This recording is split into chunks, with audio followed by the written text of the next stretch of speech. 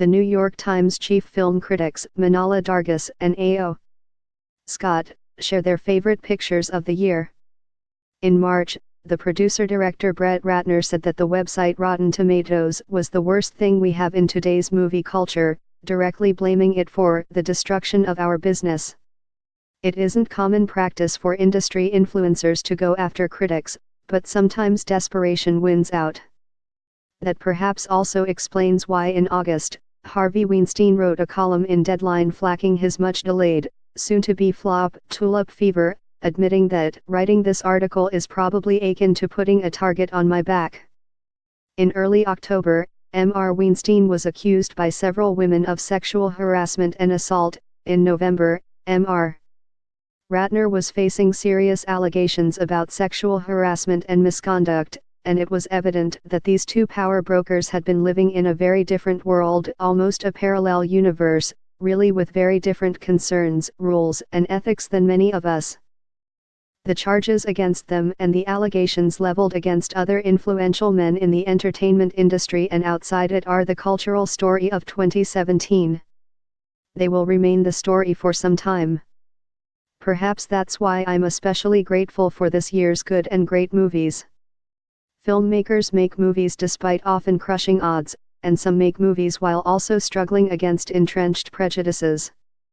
The revelations of the past few months and the stories of victims who faded away is further appalling proof of the extent of these biases.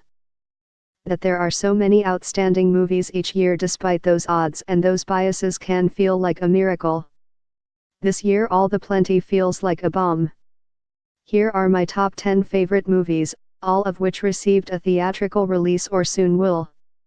1. Dunkirk, directed by Christopher Nolan. Most war movies are about winning. Dunkirk is about surviving.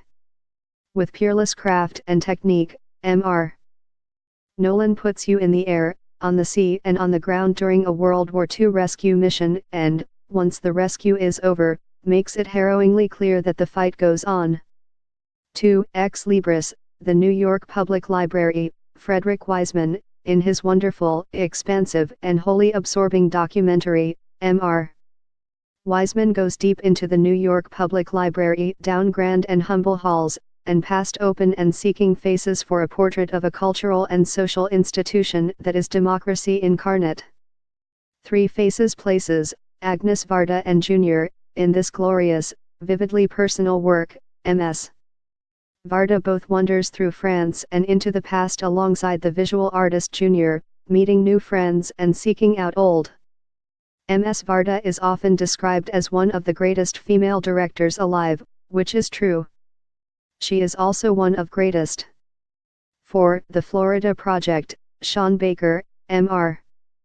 Baker makes heartbreakers about people usually ignored by movies, a porn actress and the forgotten elderly woman she befriends in Starlet, 2 transgender female prostitutes in Tangerine. In The Florida Project, he tells a deeply American story of children and adults struggling at the margins of Disney World, creating a 21st-century Grapes of Wrath with psychedelic color and gobs of spit. 5.